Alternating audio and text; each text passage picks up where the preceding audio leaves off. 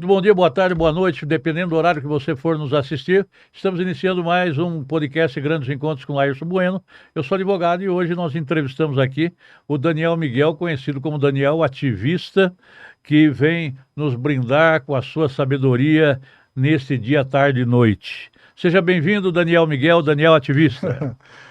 Boa tarde, bom dia, boa tarde, boa noite, doutor Bueno. É um grande prazer estar aqui com vocês no Grandes Encontros, né? É um programa que está com grande repercussão nacional.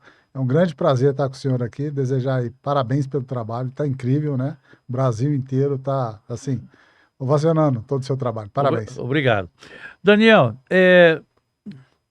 vamos começar. Como você começa na vida política e a importância da Igreja Católica na sua formação política também?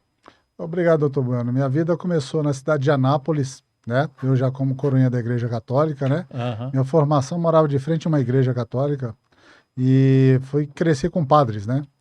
Foi tudo formado ali, junto com padres, toda a minha educação voltada ali à Igreja Católica, e demos início ali ao movimento Pró-Vida, junto com o bispo Dom Manuel Pestana Filho, né, o qual a gente puxou essa pauta contra o aborto já desde os 13 anos de idade. De lá para cá, a gente não parou mais. Né? Certo. Vim para Brasília e demos início a um grande trabalho aí, que hoje o Pró-Vida é em todo o Brasil. Não sigo com Pró-Vida, porém, levo a pauta Pró-Vida onde eu vou. Né? Então você escapou dos padres da teologia da libertação. Graças a Deus. Certo. Daniel, Bolsonaro se elege presidente em 2017 e perde em 2021. Eu queria que você falasse desses dois momentos tão distintos. De repente, Bolsonaro vem do nada, né? Praticamente do nada, já que ele era um deputado do baixo clero, digamos assim, na Câmara dos Deputados. Ele acha, na minha opinião, um nicho fantástico no mercado político e utiliza muito bem isso, mas não sou eu que tenho que responder, né? É você. Como você atribui essa vitória estrondosa de Bolsonaro em 2017 contra todas as lógicas, contra todas as pesquisas, contra todos os experts? Bom, isso é bom, é muito bom se colocar dessa forma, porque Bolsonaro, ele foi, assim, o fruto da insatisfação contra o governo petista, o governo de esquerda, o governo comunista. Né? Isso se deu já desde o ano de 2000, quando todo mundo deu uma chance para o PT, para o Lula, em 2000, né? Como se é o último candidato que sobrou. Então vamos votar nele, vamos colocar ele lá. E então ele teve a maior chance da vida dele, né, na vida pública, de fazer algo pelo país, coisa que ele prometeu para todo mundo. E, na verdade, o que ele entregou foi roubo, atrás de roubo, em várias estatais, no governo, em todas as sortes. Tanto é que não se tem notícia no mundo de um sistema criminoso mais fraudulento e pior do que o do sistema do Lula. Aí já nasceu a indignação de toda uma população brasileira que não achava mais no nicho político alguém que pudesse fazer algo pelo Brasil. Bolsonaro surge aí, né? Trazendo as pautas da direita junto com Enéas Carneiro, lá atrás, Clodovil, dentre outros pensadores ali do Congresso Nacional. Bolsonaro, a Enéas se destacou bastante, mas todo mundo achava que ele era um louco. Bolsonaro foi mais fácil. Né? As pessoas viam ele como um ídolo porque ele falava a linguagem popular, a linguagem da indignação que todo mundo estava sentindo naquele momento. Então todo mundo resolveu apoiar o Bolsonaro naquele exato momento, porque foi o único, naquele exato momento também, que nunca roubou e também não deixou roubar dentro do Congresso Nacional e dentro, como presidente, a mesma coisa. Daniel, mas você acha que ele teve uma grande sacada de usar as redes sociais contra a grande imprensa? A verdade, as redes sociais nós já víamos dominando antes mesmo dele. Já em meados de 2006 para cá, quando começou a megas manifestações de rua em São Paulo, né? Em 2010 explodiu bastante com o passe livre nos movimentos de lá e depois nos movimentos fora Dilma. Ali já começou as redes sociais a serem bem utilizadas, já começando, iniciando a direita no Brasil, por nós.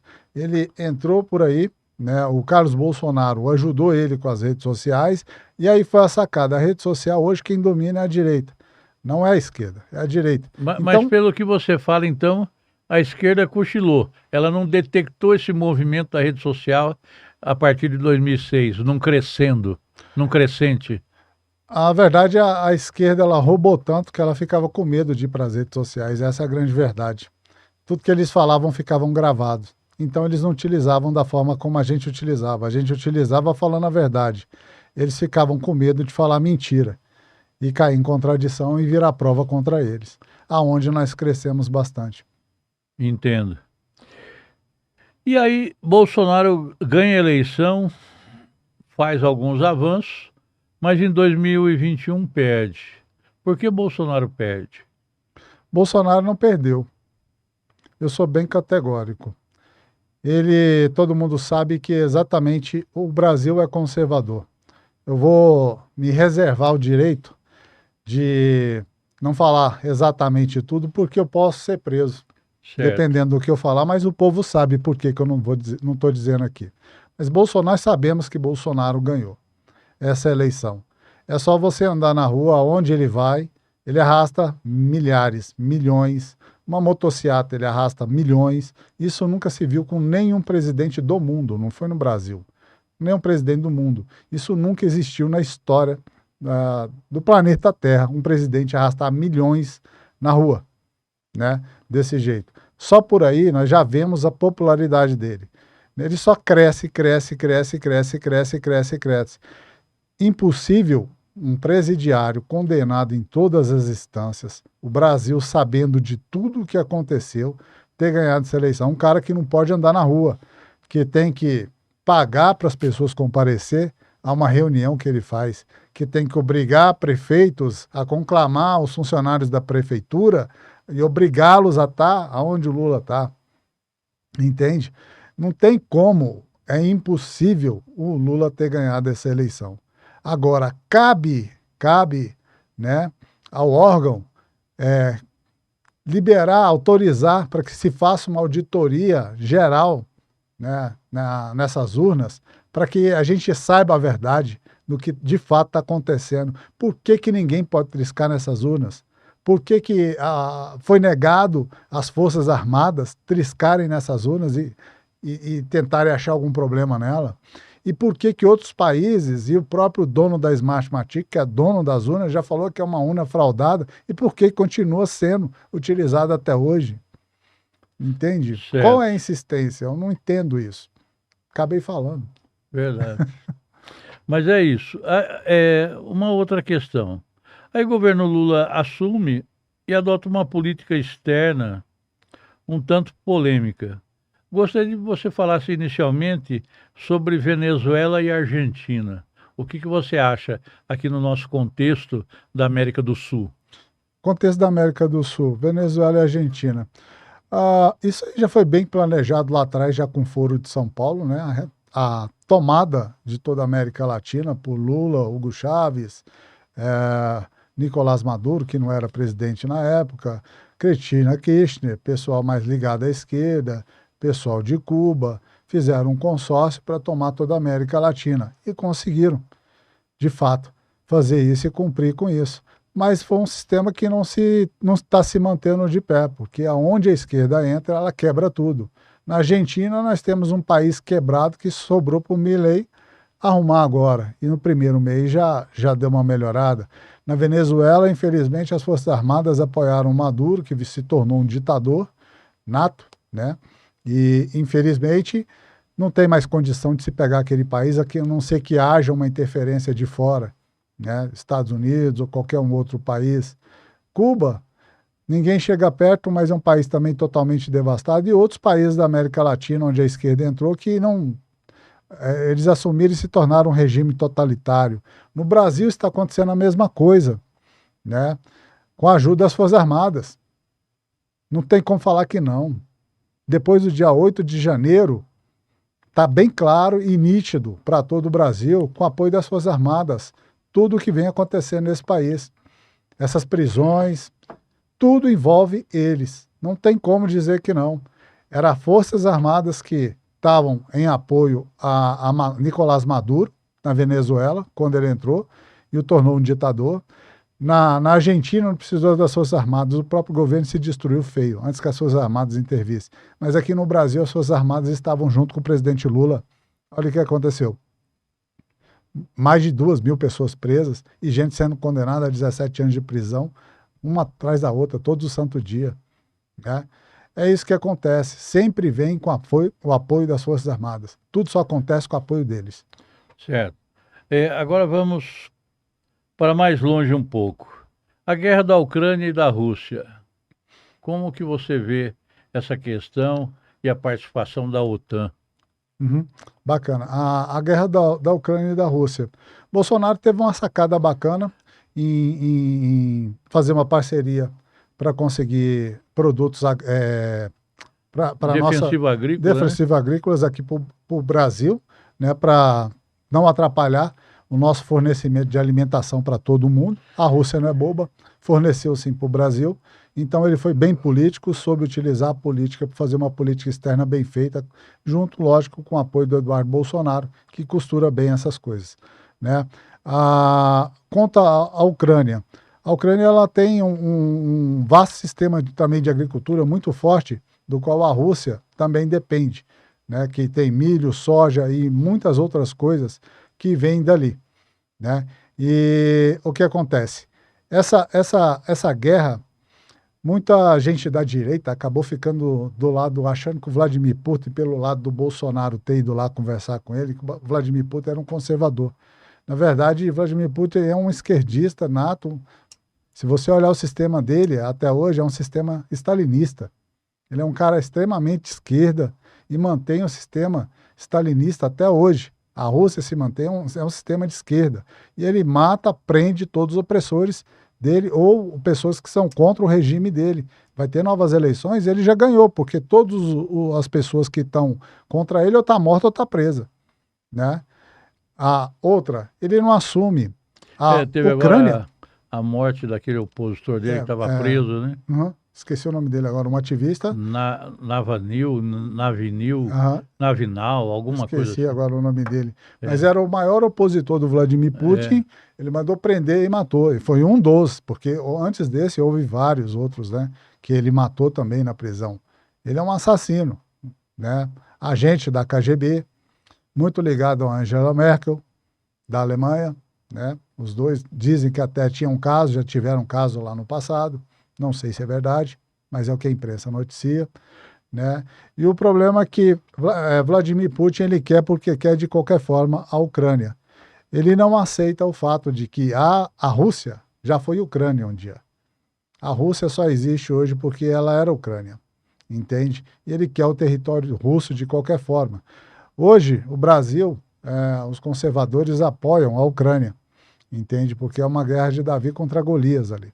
Né? E a OTAN está entrando em defesa também da Ucrânia, justamente por conta disso, porque a Ucrânia está no lado certo, está fazendo a coisa certa e nunca deu bola para trás, nunca deu errado com a Rússia ou com qualquer outro país.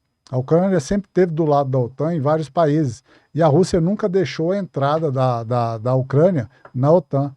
Agora todos aderiram e ajudaram e a Ucrânia vai fazer parte da OTAN, junto com mais outros dois países que também estão entrando, né? Certo. Daniel, e a grande polêmica, Israel e Hamas, e as declarações do presidente Lula? Aí só vou me alongar um pouco mais, pelo seguinte, vamos lá. Eu tenho minha opinião formada sobre isso, entende? Penso um pouco diferente relacionado a tudo isso. O Hamas, para mim, é um grupo terrorista, tá?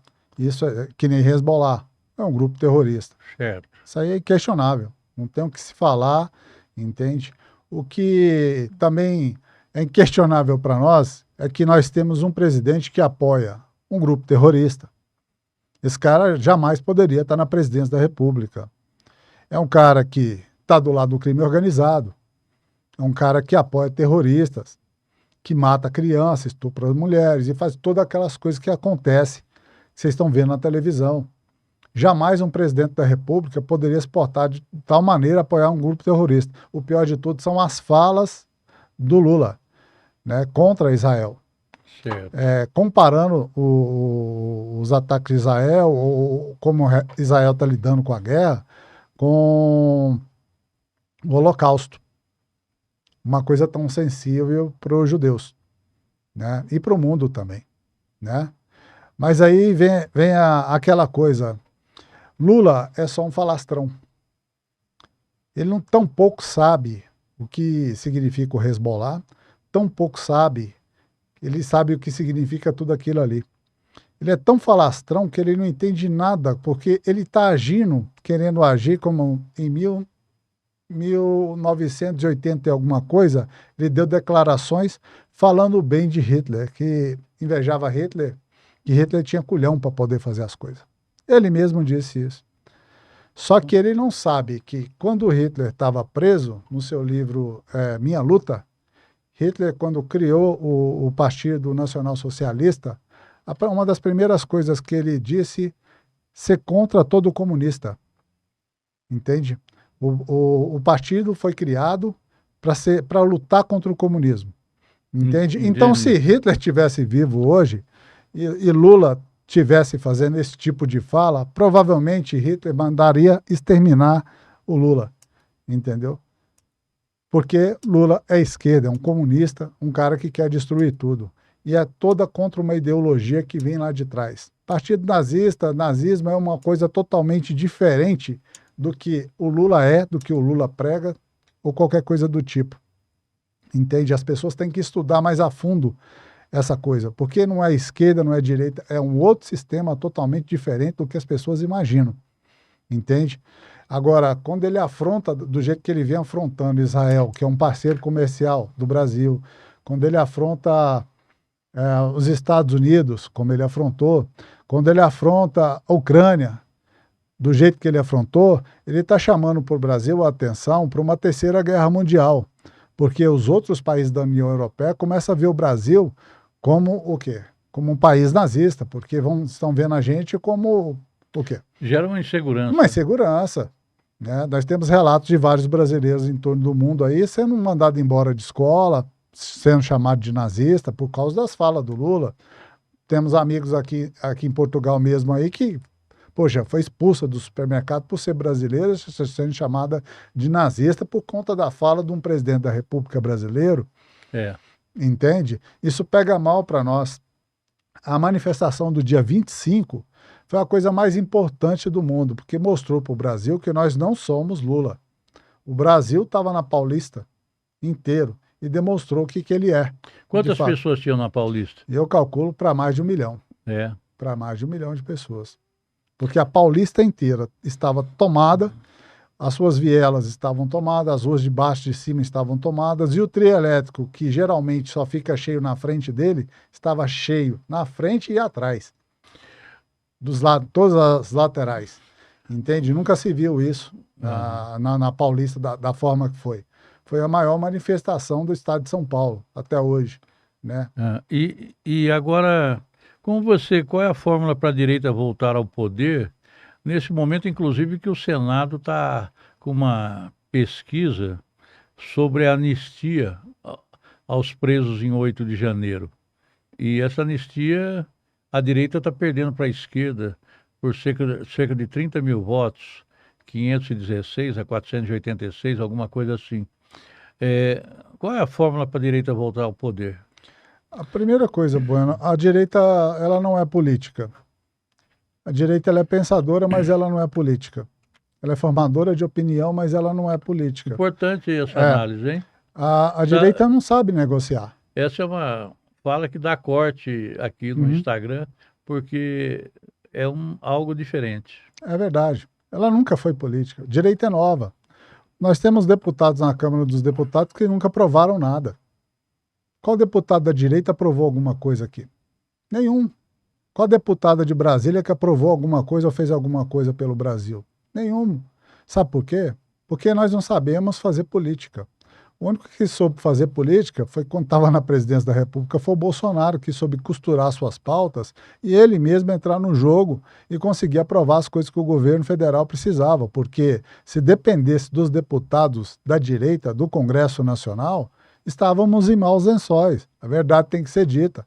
Nós nunca aprovamos nada. Você não vê um deputado da direita levantando a bunda da cadeira indo negociar com o Centrão, conversar, levar pautas e tentar interagir, entendeu? E tentar trazer os caras para o nosso lado. Isso você não vê acontecer. Você só vê uma direita que bate, mas política que é bom, nada. E Milley e Donald Trump vão ter condições de ajudar nas eleições brasileiras? Pelo que eu escutei do Paulo Figueiredo, ele teve uma conversa com o Donald Trump, assistindo uma live dele, ele falou que o caso do Brasil, determinada pessoa, realmente é um caso pessoal para ele, né?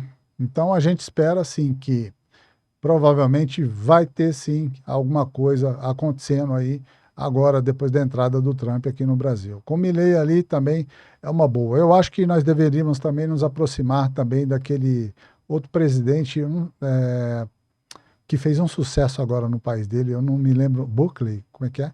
Aqui na América Latina, de barba preta, eu esqueço o nome dele.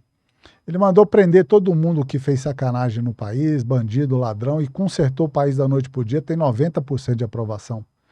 Né? É um cara totalmente de direita, estava no CIPEC, no maior congresso conservador do mundo. O cara estava lá palestrando. Por que até agora nós não chegamos até ele? Porque o que precisava ser feito no Brasil, esse cara fez esse cara conseguiu fazer no país dele. Em coisa de meses. Ele resolveu o problema do país, ó, com narcotraficante, com político bandido, com uma Suprema Corte que não vinha cumprindo com a sua finalidade. Ele resolveu tudo em toque de caixa. Foi 2 minutos. Papo. País inteiro. Foi reeleito agora com quase 90% de voto. E tinha sustentação no Legislativo. E aprovou agora 90% da Câmara de Deputados do país dele. Conseguiu eleger e fazer. 90 não, 98%. Só tem 2 pessoas lá que são contra ele. Nossa. Então a maioria é esmagadora. O país ama o cara. O cara soube fazer. Porque o cara, o quê? Foi bem político. Entende? Coisa que falta para nós aqui. Nós temos um Senado Federal acovardado. Né? Nós temos um presidente do Senado cagão. Desculpa o palavreado. Que não faz nada por o país. Só pensa no dele. Né? Nós temos senadores que até agora não disseram a que vieram da direita. Estão lá para quê? Fazendo o quê? Porque não consegue aprovar nada. Por que não entra com um processo de impeachment para determinada pessoa? O que os impede? Entende? Qual o medo? Na verdade, parece que está lá só para pegar o salário, né? Então, o que nós temos é isso. A gente que fala demais e vive de like, e vive de live, e vive disso e daquilo, entende? E estampa aqui, conservador na testa. Eu quero saber até quando os políticos do Brasil, se chamado, que se elegeram na aba do Bolsonaro, vão começar a trabalhar por esse país, vão aprender a ser político, vão aprender a negociar com o Centrão, entendeu? Pautas importantes que possam ajudar o nosso país. Nosso país está carente em todos os sentidos. E o Congresso Nacional está omisso em todas as áreas. Todas as áreas. E essa agenda progressista do governo Lula, como que você vê? Essa agenda progressista é uma coisa que a gente já pode pegar essa agenda aí desde a escola de Frankfurt. Né? Escola de Frankfurt é uma coisa que tem que ser muito estudada pela direita e não é estudada. Escola de Frankfurt é engraçado as coisas, né? Mas ela foi feita por judeus. Né? Essa formação de legalização de droga, essa formação de ideologia de gênero, tudo o que eles pensam e estão agindo aqui no Brasil foi feito dentro da escola de Frankfurt. Nome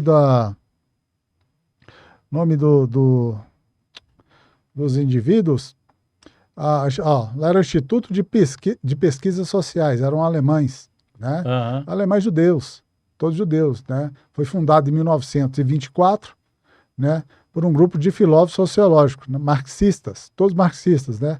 Max Hovemann, Theodor Adorno, Frederic Polonsky. Todos milionários, menos esse último aqui. Entendeu? Foi todos eles os caras que se juntaram para formatar esse pensamento de Karl Marx e transformar no que nós temos hoje aqui no Brasil. Tá?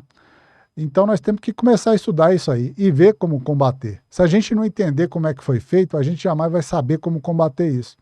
Entende? Certo.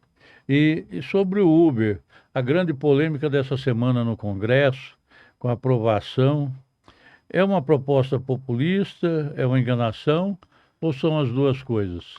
É uma proposta, assim, na verdade, botar cabresto, né?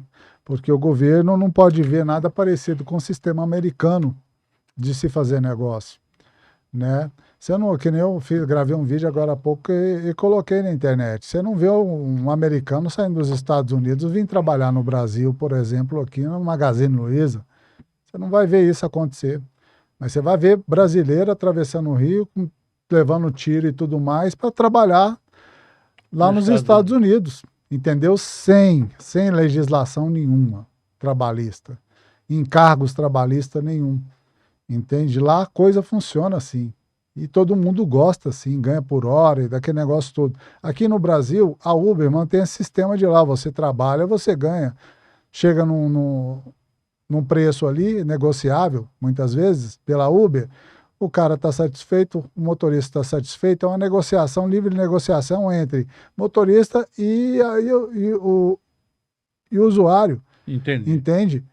Que entrar num acordo, o cara vai levar, vai dar uma carona pro cara até o local de trabalho. O Porque, Lula quer monopolizar isso aí. porque eu estou enxergando, não sei se é só eu que estou enxergando isso, telespectador, mas eu estou vendo assim que de repente o usuário vai pagar mais caro Sim, e o dono do Uber, do carro, vai pagar uma taxa maior.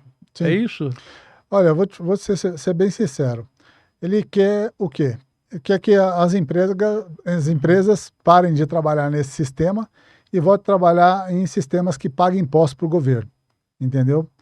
Quer receber dinheiro. Na verdade, aqui é um dinheirinho para ele, E entendeu? também pode acontecer a contribuição sindical ainda aí, né?